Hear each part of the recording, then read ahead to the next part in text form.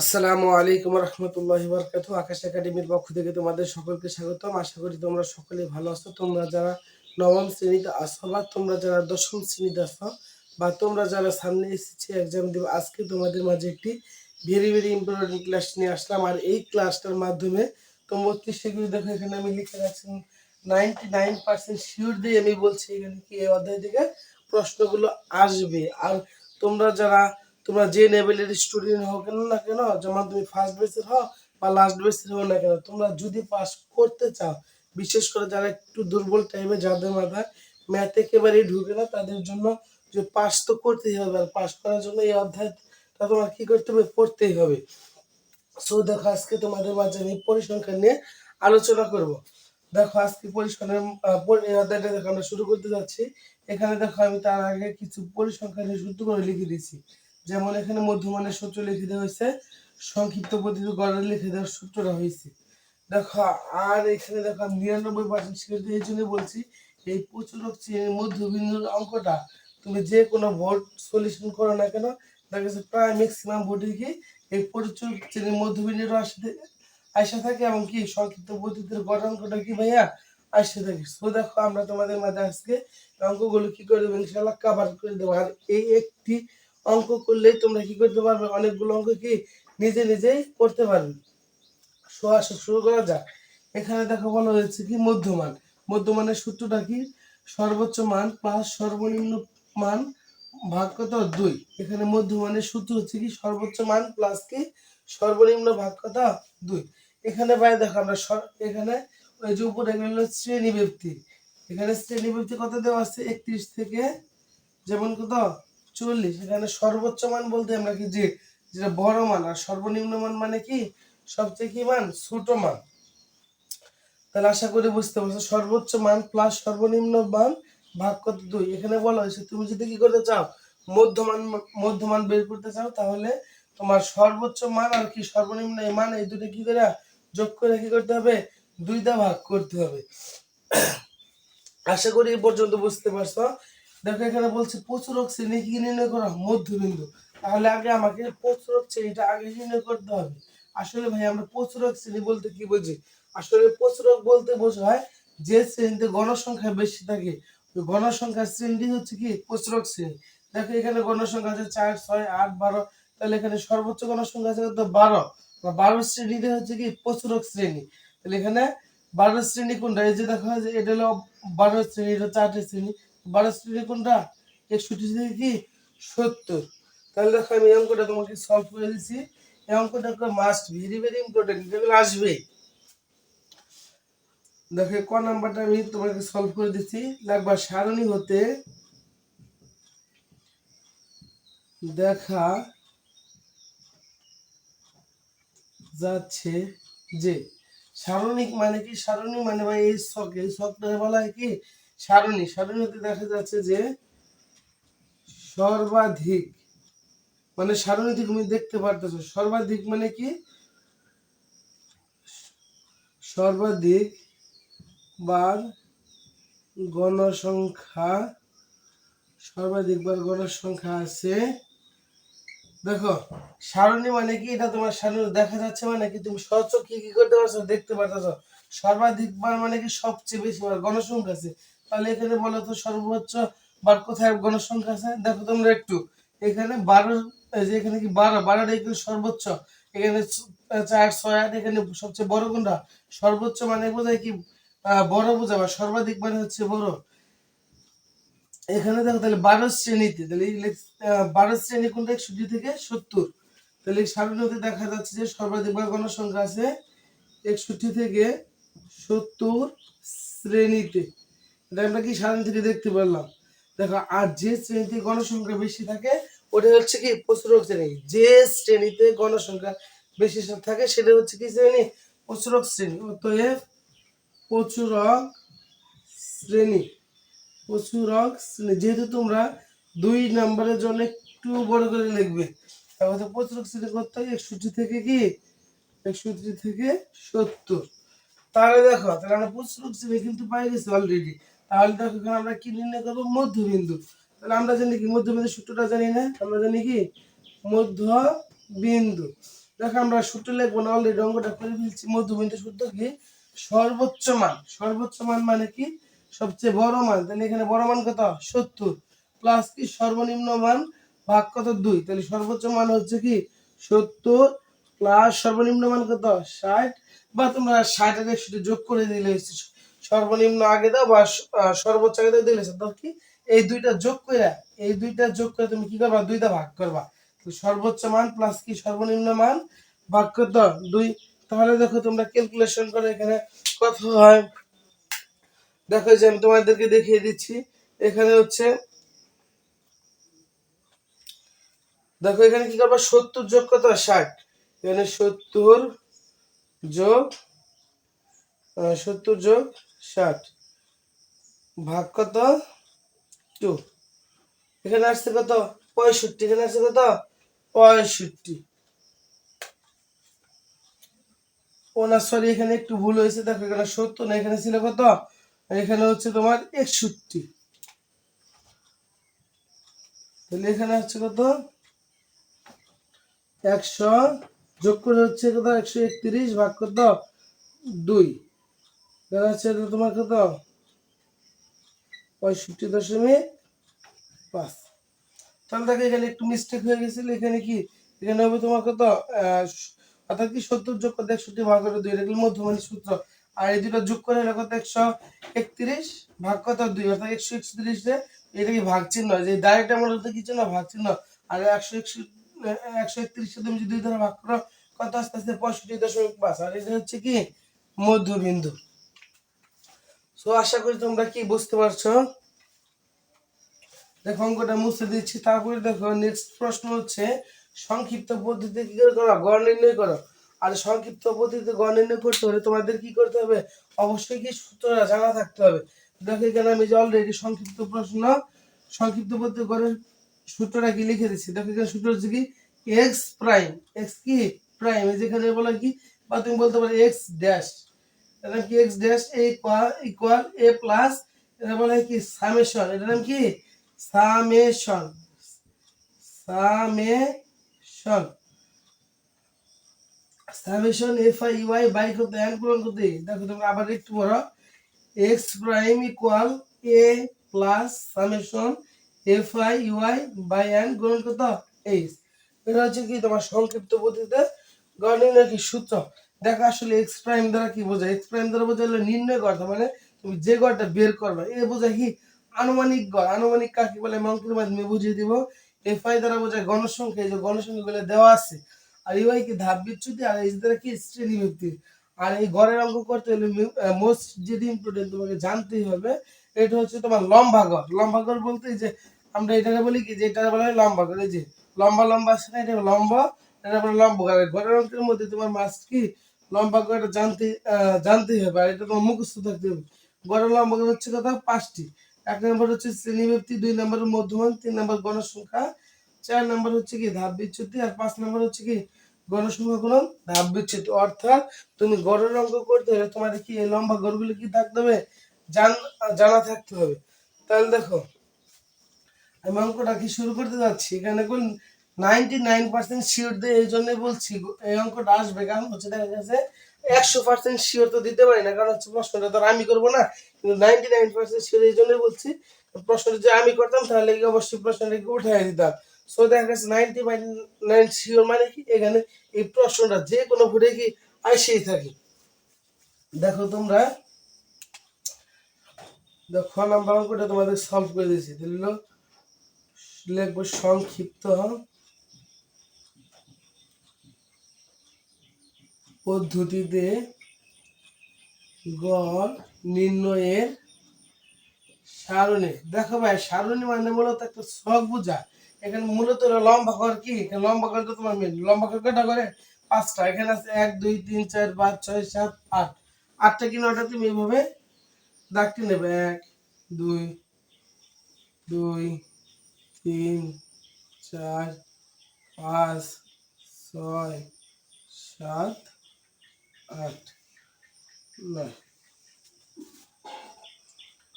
এখানে 5টা ঘর করতে হবে। শ্রেণী ব্যক্তি, মধ্যমান, গণসংখ্যা, ধাপ বিচ্যুতি, আর এটা কি গণসংখ্যা গুণন ধাপ বিচ্যুতি। এখানে লেখো শ্রেণী ব্যক্তি। 2 নম্বর হচ্ছে কি মধ্যমান।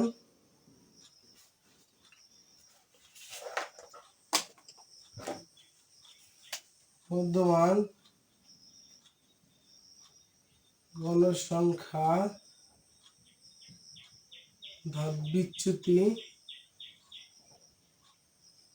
কি এফআই ইউআই। এফআই মানে কি গণসংখ্যা, ইউআই মানে কি ধাপ বিচ্যুতি। এখানে দেখো যা যা ইংলিশে নাম আছে অর্থাৎ গণসংখ্যার এফআই দ্বারা প্রকাশ করা হয়, ধাপ বিচ্যুতির কি করা হয় ইউআই দ্বারা প্রকাশ করা হয়, শ্রেণী ব্যক্তির কি দ্বারা প্রকাশ করা হয় এস দ্বারা প্রকাশ করা হয়, আনুমানিক কি দ্বারা প্রকাশ করে। এখানে দেখো এফআই ইউআই মানে এখন হচ্ছে গণসংখ্যা গুণগত ধাপ বিচ্যুতি। এফআই মানে গণসংখ্যা, ইউআই মানে হচ্ছে কি ধাপ বিচ্যুতি। এটা আমি একটু সংক্ষেপে লিখে দিলাম।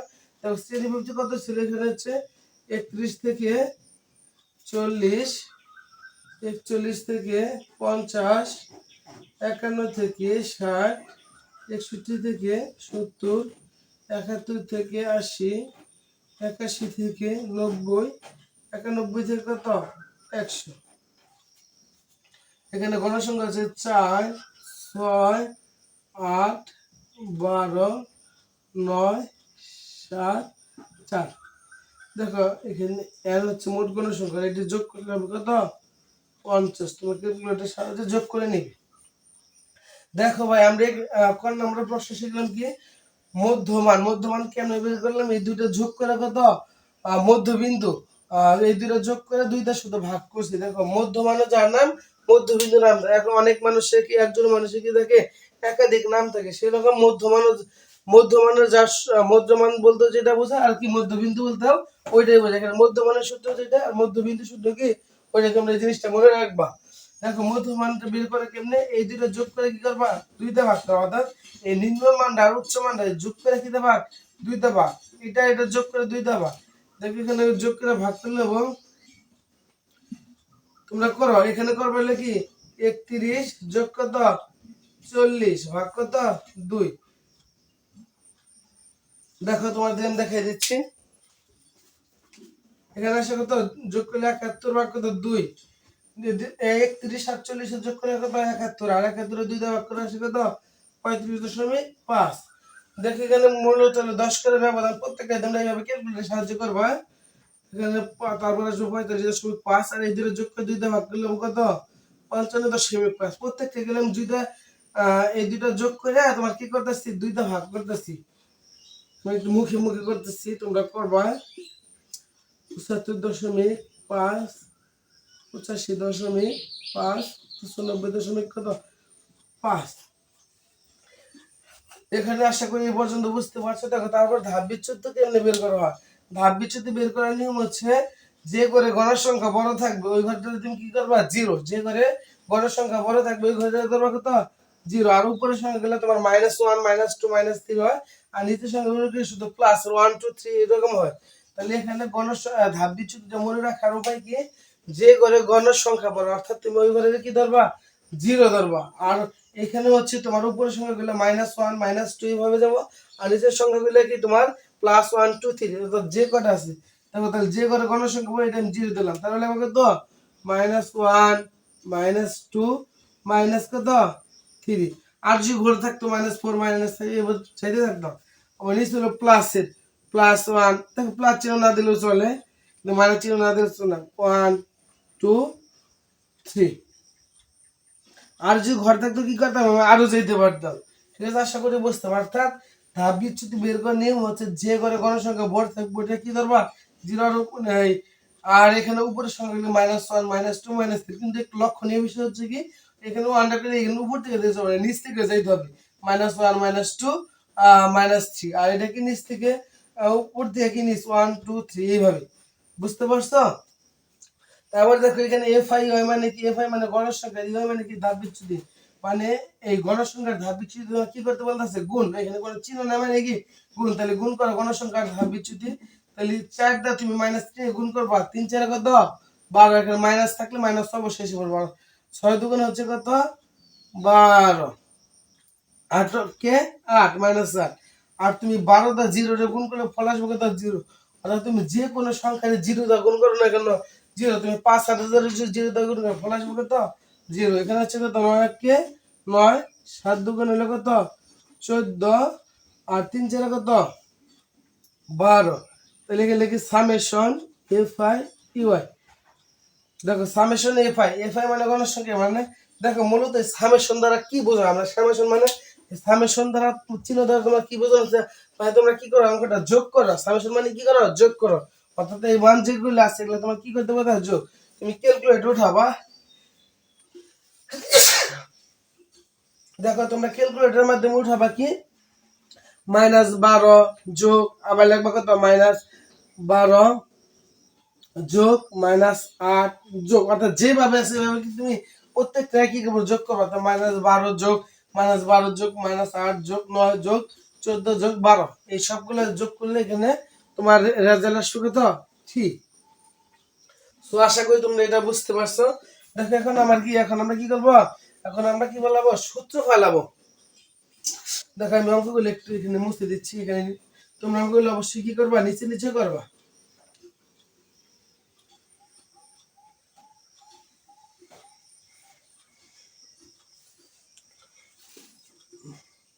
তাহলে দেখো আমরা গড়ের সূত্র অর্থাৎ নির্ণয় গড় ইংরেজি নাম হচ্ছে x prime equal A plus summation F I UI by কত এম গুণন কত এইচ। এখানে দেখো সামেশন এফ আই এর মান আমরা কত পাইছি 3 পাইছি। এই এন দ্বারা বোঝায় যে সূত্রের মাধ্যমে তোমার সূত্র মুখস্থ থাকতে হবে। এন দ্বারা বোঝাইলে মোট গণের সংখ্যা থাকে মোট গণের সংখ্যা কত 50। এইচ দ্বারা কি বোঝায় শ্রেণী ব্যবধান বা শ্রেণী ব্যক্তি। এখানে এই 30 থেকে 40 পর্যন্ত ব্যবধান কত বা 40 থেকে 50 পর্যন্ত ব্যবধান কত। দেখো এখানে ব্যবধান বলতে একটু তুমি মনে রাখবা যে সংখ্যাটা থাকবে ওই সংখ্যাটা তোমার ধরতে হবে। যেমন 31 32 33 34 35 36 37 38 39 40 এখানে ব্যবধান হচ্ছে কত 10। আবার দেখে 40 থেকে গুণে দেখো অর্থাৎ যে সংখ্যাটা থাকবে ওটা সহ কিন্তু ধরতে হবে 31 32 33 34 35 36 37 38 39 40। তাহলে প্রত্যেকটা কত করে আসছে 10 অর্থাৎ কি এই মান হচ্ছে 10। তাহলে দেখো ভাই এখানে আনুমানিক গড় কাকে বলে এ দ্বারা কি বোঝায় আনুমানিক গড়। এখানে আনুমানিক গড়টা তুমি মনে রাখার জন্য এইটুকু মনে রাখবে যে ঘরের কি থাকে 0 থাকে অর্থাৎ যে ঘরের মান 0 তুমি মুখস্থ করে যে ঘরের কি মান 0 ওই ঘরের মধ্যমানে হচ্ছে আনুমানিক গড়। কি বললাম যে ঘরের কি মান 0 ওই ঘরের মধ্যমানে হচ্ছে কি আনুমানিক গড়। দেখো এখানে না তুমি এই ঘরটার 0 ধরবা না কি ধরবা এই ঘরটার 0 ধরবা তাহলে এই ঘরের মধ্যমান কোনটা এই ঘরের কি মধ্যমান এটা তো মধ্যমান এটা হচ্ছে কি গণের সংখ্যা তাহলে 0 ঘরের মধ্যমান তাহলে 0 ঘরে কি মধ্যমান এই যে মধ্যমান লেখা আছে এটা হলো সম্পূর্ণ কার ঘর এটা সম্পূর্ণ এই 0 ঘর এটা হলো 8 এর ঘর। যাই হোক এখানে তাহলে 0 ঘরের মধ্যমান কত তাহলে এটা 0 ঘরের মধ্যমান হচ্ছে কত 65.5 অর্থাৎ তাহলে এর মান হচ্ছে কত 65.5।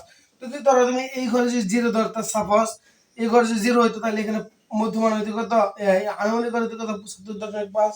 অর্থাৎ তুমি মনে রাখবে আনুমানিক গড়টা চেনার উপায় কি যে ঘরে কি থাকবো 0 থাকবো আর 0 ঘরে মধ্যমান হচ্ছে কি আনুমানিক গড়। তাহলে এখানে এর মানগুলো দেখো লিখি এখানে এর মান হচ্ছে 65.5 প্লাস সামেশন এফ আই এর মান কত পেলাম 3 সামেশন এফ আই এর মান কত দেখা যায় 3। এন দ্বারা বোঝায় মোট গণের সংখ্যা যে মোট গণের সংখ্যা তো 50 গুণন এইচ দ্বারা বোঝায় শ্রেণী ব্যবধান তাহলে শ্রেণী ব্যবধান কত কিনা 10। এখানে তুমি কি করবা 65.5 যোগ এখানে কি করা যায় আড়াআড়ি গুণ করা যায় যে উপর নিচে কি করা যায় আড়াআড়ি গুণ করবা অর্থাৎ 3 10 30 ভাগ কত ছিল 50। তাহলে এর মান বসাইলাম প্লাসের জায়গায় প্লাস দিলাম সামেশন এই এর মান কত 3 বসাইলাম এই ডিভাইড চিহ্ন দিলাম এর মান কত 50 গুণন এইচ এর মান কত এইচ এর মান হচ্ছে 10।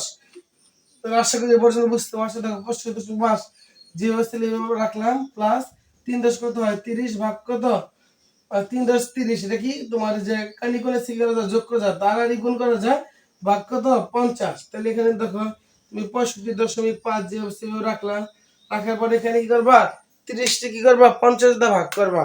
দেখো এখানে